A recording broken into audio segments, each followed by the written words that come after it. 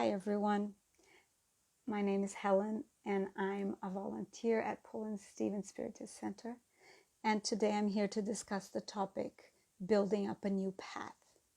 And that topic was based on chapter 4, items 4 and 5 of the Gospel According to Spiritism. I'll also be using other books and I'll let you know the books that I'm using. But before we start, let's gather our thoughts and connect to ourselves and to our guides and mentors so we can make the most of it from our conversation here today. So if you want to join me in taking a deep breath, and while you exhale, relax your body and calm your mind.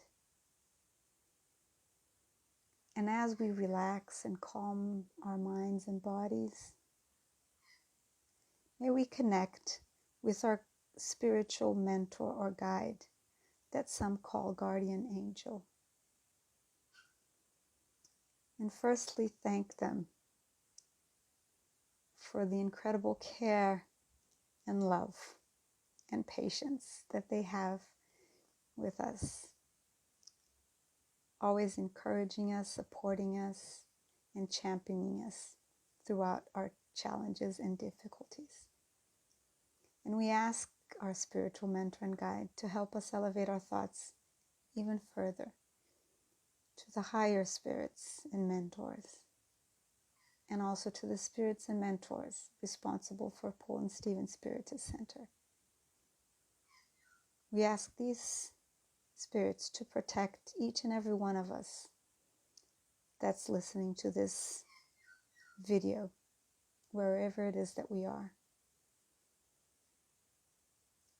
and to inspire and really help us truly understand the meanings of the words that the higher spirits brought us so we can apply to our daily lives. So be it. Thank you. Well, like I said, we are going to be talking about building up a new path. And we're going to talk about specifically building up a new life path. And we'll see that how important it is for us to focus on where our real challenges and difficulties are, and not where we think our challenges and difficulties might be. To make it easier, this conversation, I divided it into 3 parts. So the first part is about awareness. We have to be aware of where we are in our paths and what might be bothering us. If we're looking to build a new path, what is it that's not working for us? The second step that we're going to look at is the desire to change. Because once we identify and we're aware, we have to wish to change, because we'll have to put effort into that. And as we will see, science has now learned that our brains, they normally keep us in where it's safe and where repeated habits are. So if we're going to step out of that, we really need to have this strong desire to change and the will to change. So that's number 2. And number 3 is really the action, the paving the way. And what are the things that we have to talk about when we think of that aspect of building up a new path? When it comes to awareness, which is the first and foremost, you can't change something that you're not aware even that you have, isn't it? So to make changes, you have to be aware that there's a need for change, and have to be aware of where is it that the change is needed. So remember when we were children, I don't know if you know this game, but in my country it's very common, where you have someone go into a room and the children normally stay outside and they hide an object, and then when the children come in, they start saying hot and cold to each of the child. Hot meaning they're getting close or they're close to the object, and cold, they're walking away from the object. So in life, similarly, we should learn to listen to the suggestions or the tips or the guidances that was brought to us, telling us if we're going in the right direction of where our true happiness is, or if we're going away. And when we're playing as a child that game Hot and Cold, coming back to the game, sometimes the children wouldn't listen to the guide. No matter if the guide would say, no, it's getting colder, colder, even more cold, colder. And they would still follow something from their head. They weren't truly listening. Okay, if it's colder, then I should be moving in the opposite direction. So if we bring it back to life, we can see it's very similar. We can use that as a metaphor. Where our true happiness is in universal love, in the divine love. That's where we all came from, and that's where we're all developing and growing into. And there are signs showing us that we're going away from that. And that normally is related to pain and suffering. I'm going to say pain because suffering is slightly different than pain. Pain you can't avoid, but suffering most of the times you can. Okay, and we can get back to that in a while. So there you have pointers indicating that if you're walking towards aligned and following the natural laws, which are the divine laws, you are most likely going to where you're going to find what you're looking for. If you're going in the opposite direction and you don't feel that you're going in the right direction, there's something that's you notice or you see that your life isn't the way you want it to be, perhaps it's time to stop and think, what is it that I have to do? In which direction should I go to actually get closer to where I want to be? So if we look at chapter 4 of the Gospel According to Spiritism, and the spirits bring and say that the causes for the afflictions, that's in item 4 of chapter 4, the causes of afflictions can have two main sources. So the first source would be in this life. So we have done or not done things that have led us to the situation that we don't want anymore. Let's put it that way. But there might be difficulties or challenges that come from a different source, which comes from a different lifetime. And because we didn't resolve or we didn't solve whatever it is, we didn't change our understanding or our aspects of comprehension in a certain thing, we bring that to this life because that's something that we have to learn in order to progress a little further. So that's what the spirits bring us, the higher spirits, within the Spiritist philosophy, that there might be two sources of our afflictions. And one source might be this life, and the other source might be past lives. And it might be something that you have been carrying for more than one life, even. So, if we compare to what we were talking about, the game Hot and Cold, we start to feel that pain, which might be physical pain, but more moral pain, something that bothers us. Sometimes you feel that you have everything and still that there's something that's missing, that you haven't really figured it out. And Hamed, in Changing Attitudes, which is a book that was dictated by the spirit of Hamed, he says that nothing can fulfill the emptiness of the love that you don't give yourself. So there's nothing that you can put in your life that will fill the emptiness of the love that you have to give yourself, that you have to learn how to give yourself.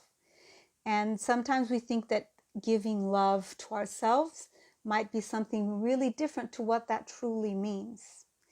And we're not going to be able to cover that topic today, but there are other videos that we talk about this within the Paul and Stephen Spiritist Center. So if you want to have a look, you will find talking about that, self-love, self-worth. Okay, so if we really want to become aware of what we need, we have to think of, for example, if you're not flowing in the direction of the natural laws, you start feeling bothered, dissatisfied, unhappy for some reason, and you don't even know what it is. And that's a pointer that you're going to a direction that's different than the direction that you should be going towards. If we look at the Spirit's book, in the last book, the last part of the book, that's part 4, it talks about suffering, afflictions, and the causes, and what to expect from the future, in the future. And in question 926 of the Spirit's book, the Spirits answer Kardec, because Kardec, in that time, mid-1800s, he asked the Spirits, don't we create things that aren't true needs, that cause us to suffer? And the Spirit says, your difficulties in this world reflect the artificial needs you create for yourselves. So many things in our lives, many things that we consider suffering, they are caused, or they have the source in artificial needs that humanity has created for themselves, that we as a society create for ourselves. I was listening to Brené Brown, a podcast where she was talking to, what's her name? I wrote it down. Sonia Renee Taylor. And Sonia Renee Taylor was saying that society, and she was talking about the body, how having a body that's different from what's considered beautiful, how that affects a person, and their constant striving to match the look of somebody that's considered beautiful. And she says that we construct in society ladders that we have to climb, or a structure that doesn't really exist. It only exists because we created it.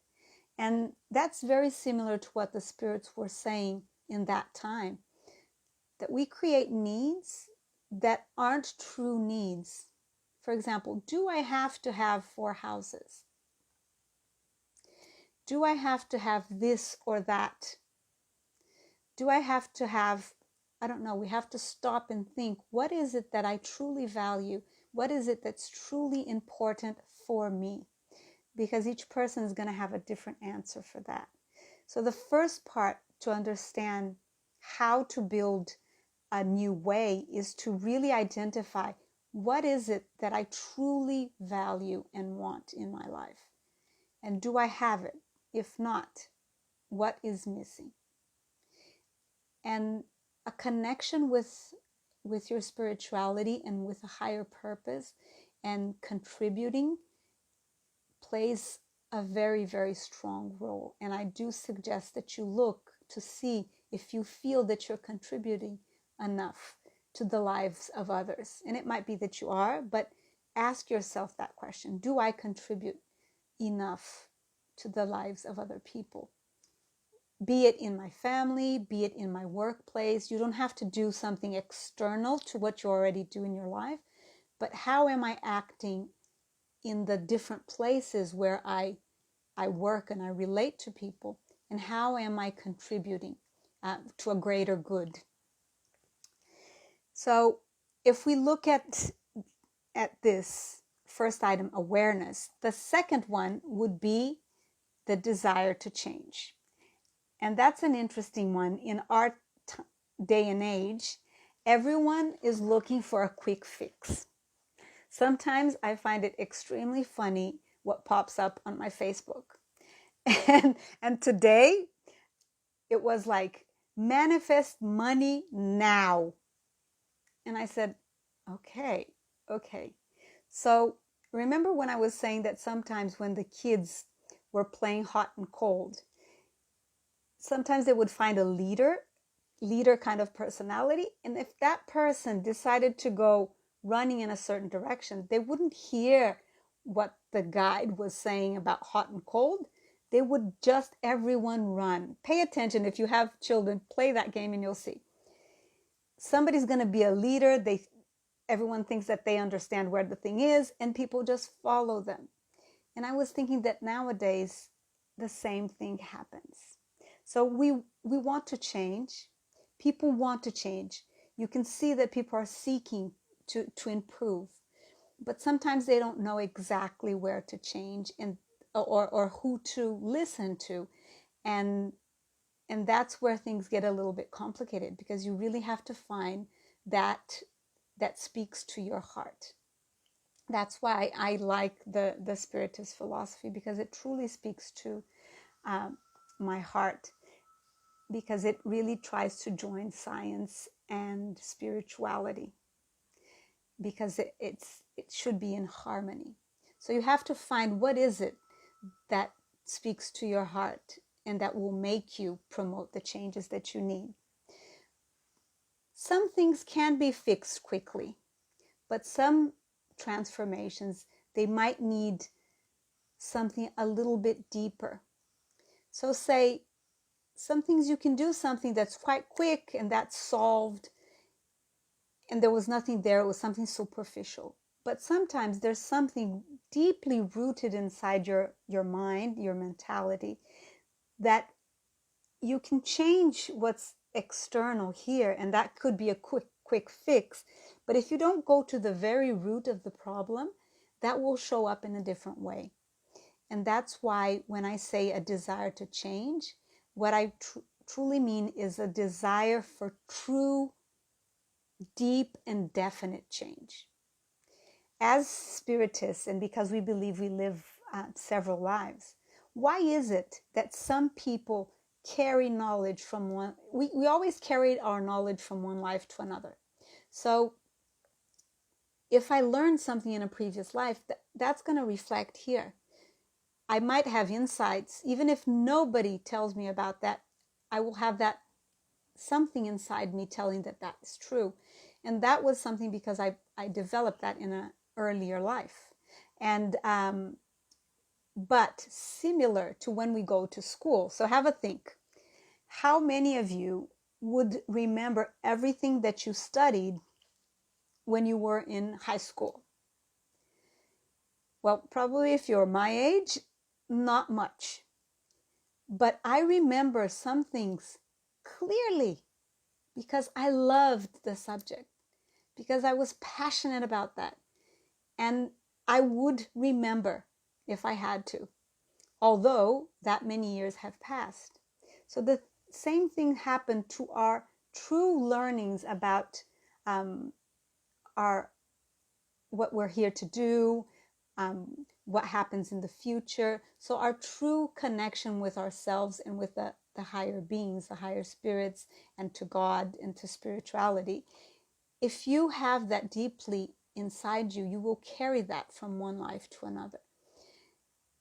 However, in order to do that, we have to learn that quick fixes not always resolve our problems, even if it resolves temporarily. Sometimes we have to really go through that difficulty so we can learn something. And that will be with us forever. So you're not learning for this life, you're learning for all lives from now on, whatever it is that you're learning. Okay? There's a small book called, I'm going to translate it as Living Source. that's from Francisco Cândido Xavier, and the spiritual higher spirit that dictated it, it's called Emmanuel. And in chapter 129, Emmanuel says that in truth, we will achieve our projects of happiness. However, before that, it's necessary that we patiently settle all our debts against the divine law. So, and debts would be transgressions. So what he's saying is we will fatally achieve happiness. And that will happen when we look at ourselves and see, what is it that I haven't learned yet that I have to learn to go to a next level of development? Because before that, if we try quick fixes, it won't really solve the deep-rooted problem that we have. And as Hamed says in Changing Attitudes, the deeply rooted problems is a problem of understanding, of the way we view the world and the way we view ourselves. And that's why when the Christ came here, he said that one of the maximums, which is what we call the golden rule, is love thy neighbor as thyself. And it has a first part, love God with all your will, with all your might, above all things, and others as you do, neighbors as you do yourself. He put it in that simple statement, which is extremely profound. There's nothing simple there, but simple to word. And if we bring that to us, we can see where we truly have to change. That there are things that we have to learn that we haven't learned yet. And once we learn it, we don't have to go through that lesson again. And this is also what Jesus said, and you can find it in Peter 4:8. He says, above all, keep loving one another earnestly, for love covers a multitude of sins or wrongdoings.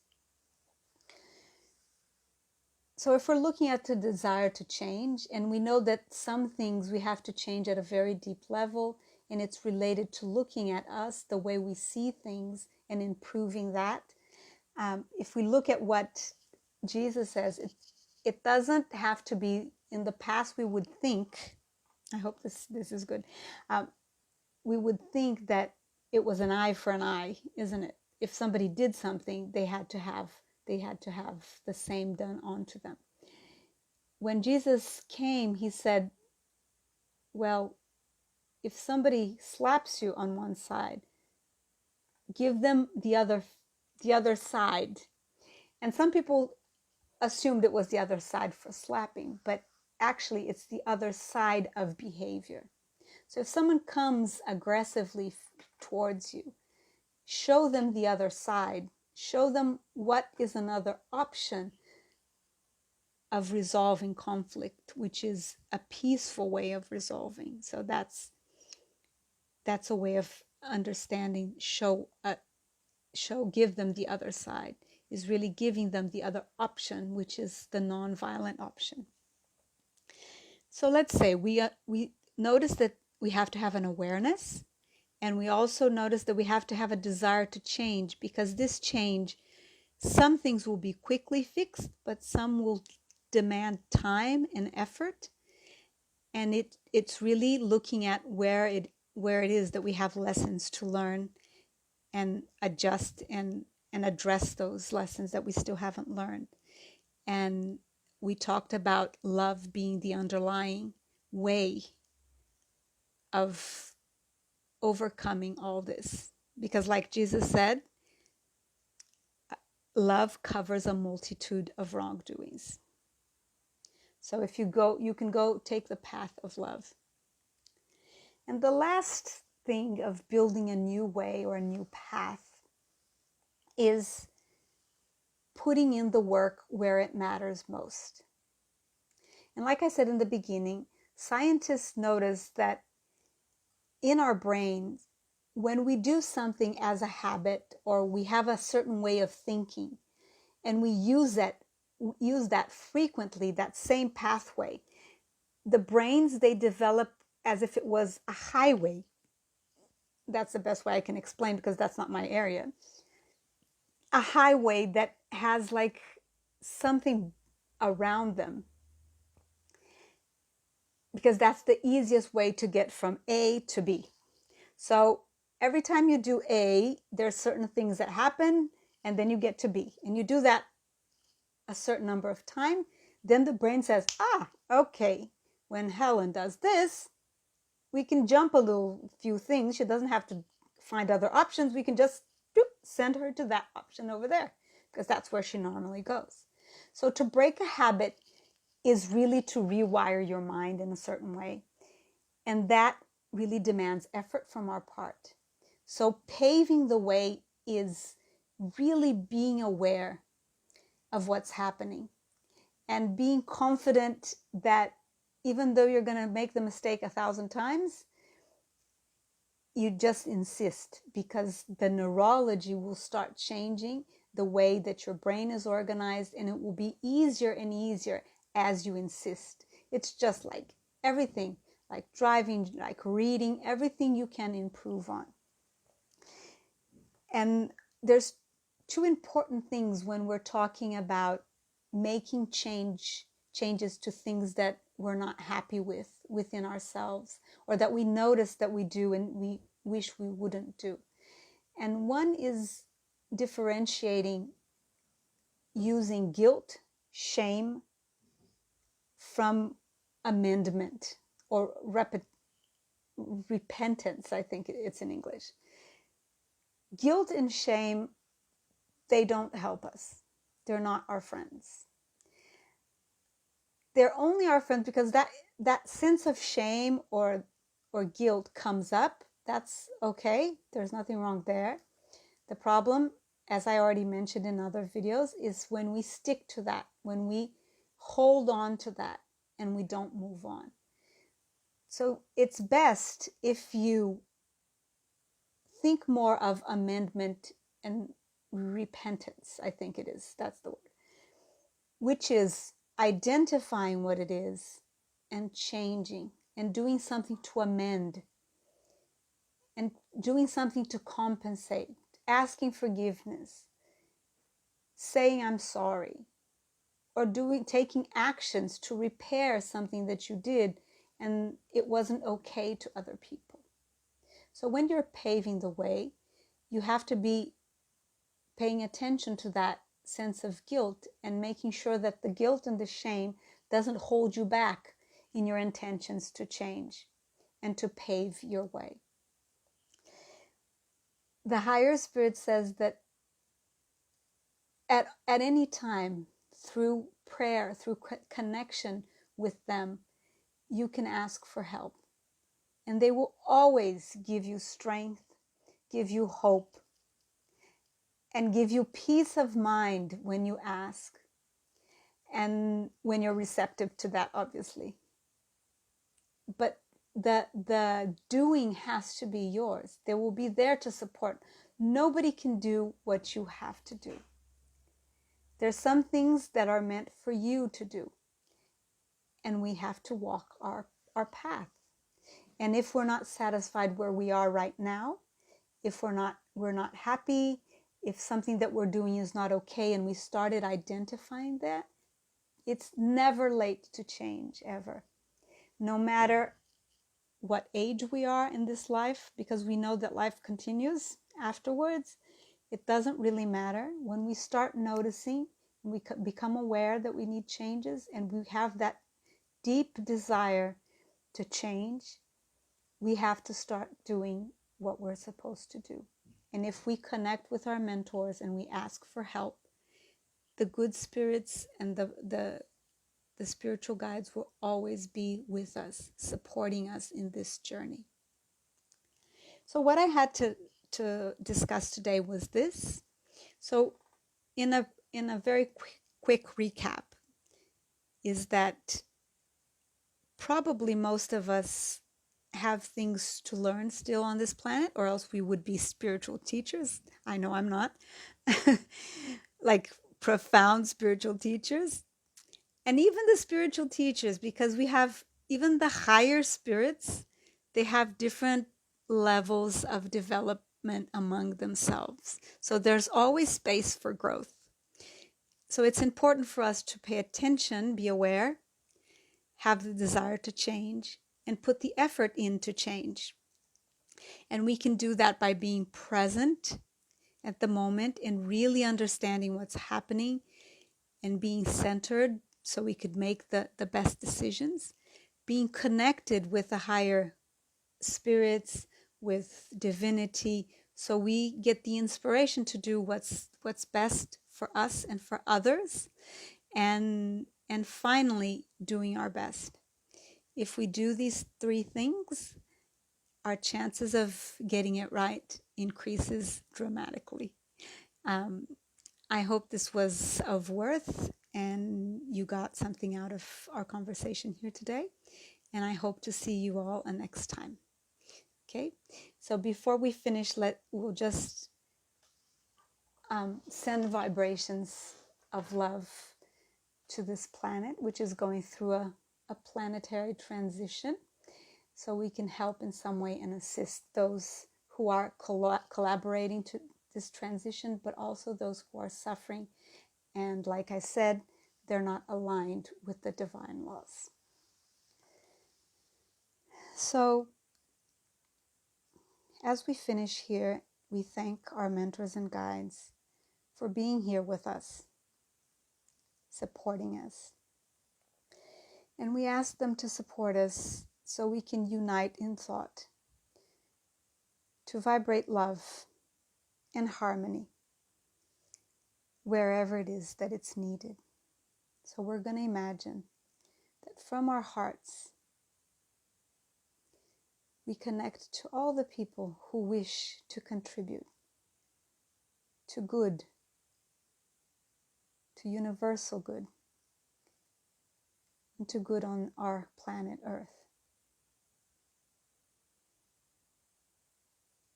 And as we connect energetically, we form a force, a light, and we ask the spirits, guides, and the higher spirits that accept this donation of energy and love so it can be taken to where it's needed the most. To all the people that are suffering, physically and especially morally. To all those who are working towards the greater good so they can have hope and strength and determination to do what's needed. To all people who are influencers or are commanding a country,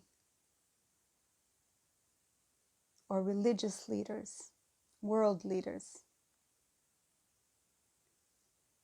May they understand the importance of what they say and do for the lives of people on this planet. May from our hearts, may we send energies to their hearts so they can truly understand the pivotal role that they have and receive inspiration. We also vibrate for all the people that we have trouble dealing with and all the people that we love and respect. And finally, we ask the spirits to bring some of this wonderful energy back to us so we can be a point of light wherever it is that we go. Thank you. So be it. So thank you, everyone, and I hope to see you next time, like I said. Bye.